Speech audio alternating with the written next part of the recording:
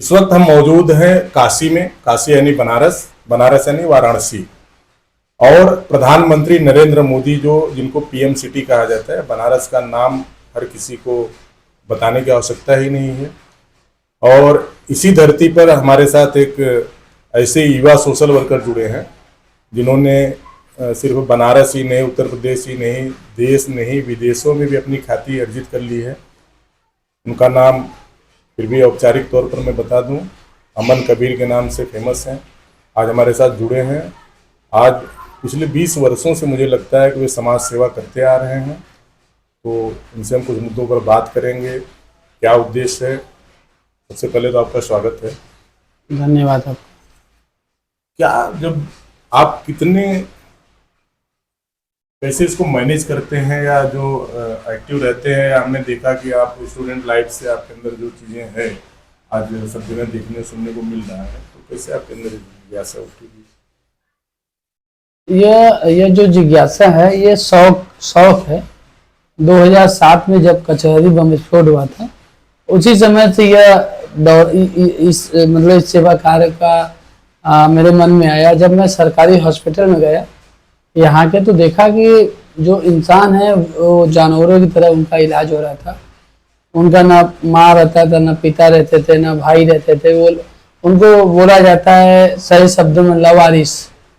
तो वो तो हमारी नज़र में वो लावारिस नहीं थे।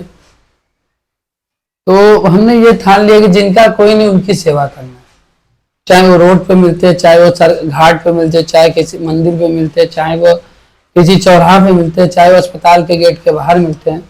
और जब ऐसे लोग मुझे मिलना शुरू हुए तो पता चला कि ये किसी न किसी कारण से ये रोड पे पड़े हैं, या कोई बीमारी गंभीर हो गई है, उस परिवार का भाई उनको निकाल दिया है, या वो काशी आए मोक्ष के लिए, बीमार हो गए तो मोक्ष तो नहीं मिल पा रहा लेकिन बीमार हो गए हैं, या कोई संपत्ति के लालच में पहले सेवा किया और फिर उनको साइन करा के उनको भाग। तो ऐसी परिस्थिति में ऐसे लोग रोड पे मिलते थे, अस्पताल के गलियारों में मिलते थे, जिनको बेजुबान जानवर जीवित व्यक्ति को जो है अस्पतालों में मिलते थे। तो हमने एक आंदोलन की तरह इस सेवा को बना दिया। चाहे प्रदेश के मुख्यमंत्री जी योगी आदित्यनाथ जी, चाहे प्रदेश के पूर्व मुख्यमंत्री अखिलेश यादव जी, चाहे प्रदेश के पूर्व स्वास्थ्य मंत्री तत्कालीन स्वास्थ्य मंत्री अहमद हसन जी, चाहे वर्तमान स्वास्थ्य मंत्री ब्रजेश पाठक जी, या कोई डॉक्टर हो या कोई जिला, उन लोगों को बस इन लोगों की बात बताना शुरू की है कि वार्ड में पंखा नहीं, वार्ड में गंदगी नहीं, गंदगी है, बेसहारा पड़े हैं। बस अपनी बात को रखते गए। और ऐसे में करते करते सोशल मीडिया प्लेटफार्म पर भी मुझे लोगों ने बताया, मेरे मित्र ने बताया, और करते करते आज लगभग 19 राज्यों के गुमशुदा लोग अपने घर गए। 19 राज्यों के जिन लोग का निधन हो गया उन लोग का अंतिम संस्कार हुआ। कोरोना जैसी महामारी में विभिन्न राज्यों से लोग आए हुए थे और बनारस में भी थे बीमार, उन लोग की सेवा हुई। ब्लड की किसी को जरूरत पड़ती है तो ब्लड की भी यथासंभव मदद होती है। या कोई मेरा 1 रुपये का मुहिम चलता है, उस मुहिम से छोटे छोटे पैसे जुटा करके उन लोगों की मदद करना।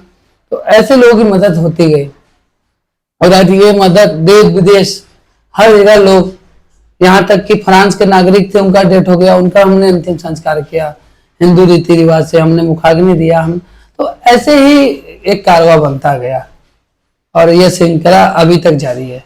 मैंने जस्ट देखा, अभी हम आपके साथ बैठे थे तभी आपको कोई कॉल आया ब्लड डोनेशन के लिए।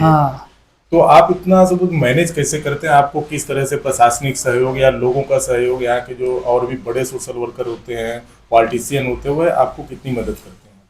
देखिए, ऐसे तो जो राजनेता हैं मुंह से तो बहुत मदद करते हैं, काम से तो भी मदद करते हैं, लेकिन काम भर ऐसे तो बहुत चीज़ों का मुझे ये है वो है, लेकिन मुझे ये सब का ध्यान नहीं देना है।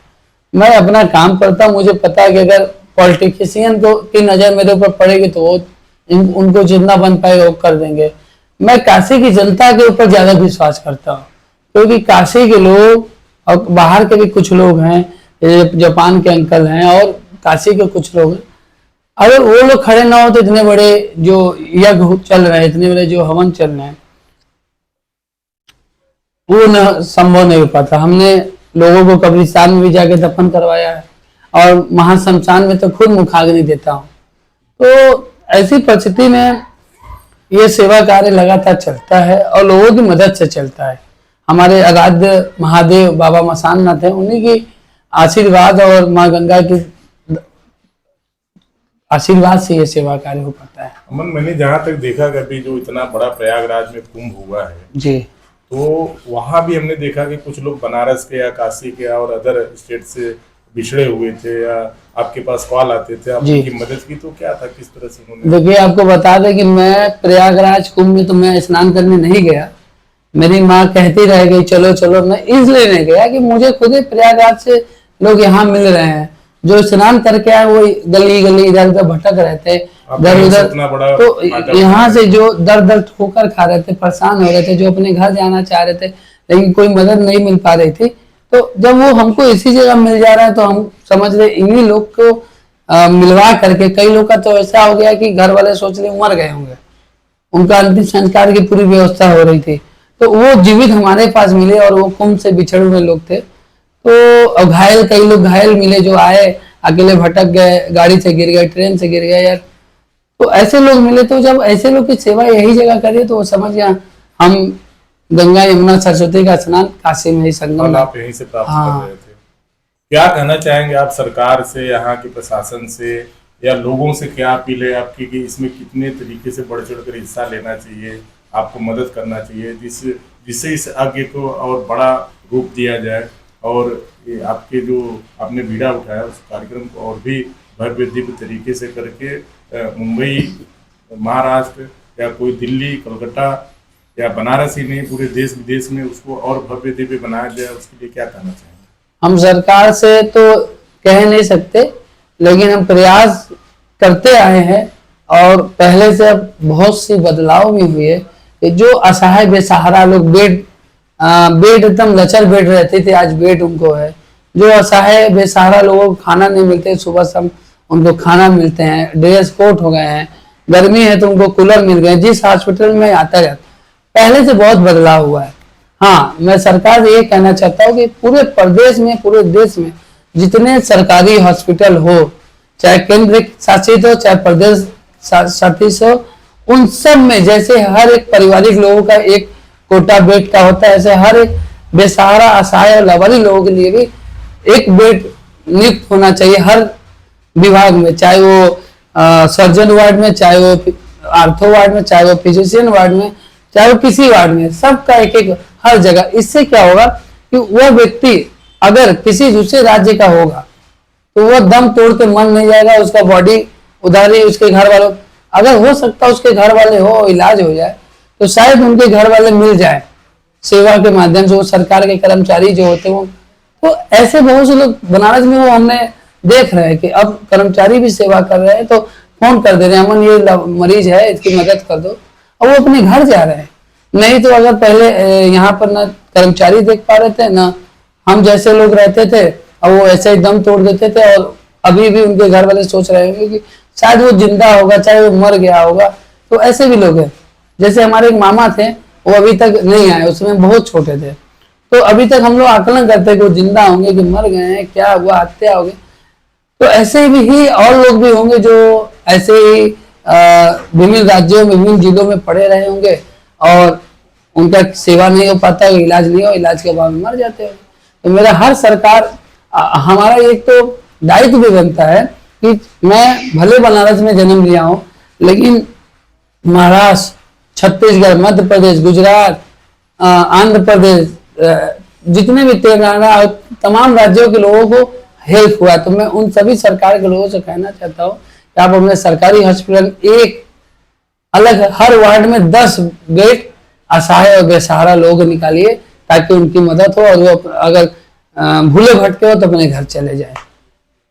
अमन, एक चीज यह जानना चाहेंगे, जब आप ऐसी परिस्थिति में हॉस्पिटल पहुंचते हैं, तो कोई केसेस तो ऐसे बहुत क्रिटिकल आपके पास आते होंगे, तो जाने के बाद डायरेक्टली आपकी पहचान है, लोग आपको तुरंत सपोर्ट करते हैं, जैसे हॉस्पिटल के प्रशासन हो जाए, डीन हो जाए, डॉक्टर्स हो जाए, कि आपको ऊपर से कोई मदद लेनी पड़ती है, किसी को फोन वगैरह करना पड़ता है, कि आपको लवली मिल जाती है सारी व्यवस्था? शुरुआती दिनों में मैं जाता था, डॉक्टर लोग बहस करते थे, फिर मैं अपना जिलाधिकारी प्रांजल यादव जी थे, राजमणि यादव जी थे, और भी कई ऐसे अधिकारी हैं, विजय किरण आनंद जी थे, अभी तत्काल में कौशल राज शर्मा सर हैं, इन सब लोगों की मदद लेता था।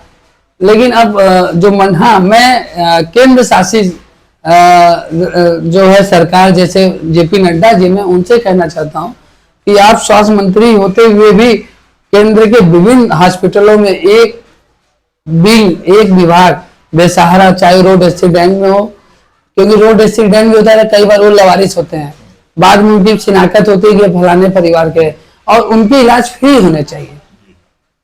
कई बार तो इलाज कोटा नहीं रहते और इलाज फ्री नहीं हो पाता, डेथ कर जाते हैं। और हर केंद्र शासित, चाहे वो पीजीआई हो, चाहे वो एम्स हो, चाहे वो बीएचयू हो, चाहे वो ट्रामा सेंटर, चाहे जितने बड़े हॉस्पिटल हो, उन सब और इन्हीं के साथ प्राइवेट निजी हॉस्पिटलों से भी निवेदन करना चाहते हैं कि आप भी अपने क्षमता अनुसार सेवा, जैसे आप सेवा के नाम लेते हैं कि भगवान, डॉक्टर भगवान होते हैं, तो उसी तरह एक निजी हॉस्पिटल के लोग भी अलग अलग 2-4 वार्ड के बैठ के अपने वार्ड में लोगों की सेवा के लिए रखे, ताकि आगे आए। यही मेरा कहना है।